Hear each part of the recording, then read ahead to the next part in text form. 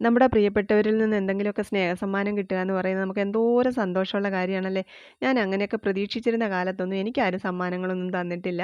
അഥവാ തന്നിട്ടുണ്ടെങ്കിൽ 2 ദിവസം കഴിയുമ്പോൾ എന്നോട് വന്ന് കണക്ക് പറയും. എന്നെ കരയിക്കുകയും ചെയ്യും.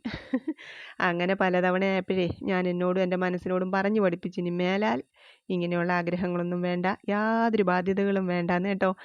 പക്ഷേ ഇതങ്ങനെയൊന്നുമല്ല. എന്നിൽ നിന്നൊന്നും പ്രതീക്ഷിക്കാത്ത എൻ്റെ പ്രിയങ്ങൾ കൊണ്ട് തന്ന സമ്മാനമാണ്.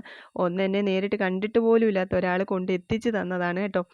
അപ്പോൾ ഒക്കെത്തിന് ഒരുപാട് സ്നേഹം അറിയിക്കുവാണ്. പിന്നെ ആ സുന്ദരി പേഴ്സ് ബാംഗ്ലൂരിൽ നേഴ്സിംഗ് പഠിക്കുന്ന എൻ്റെ പൊന്നു കൊണ്ട് തന്നതാണ് കേട്ടോ.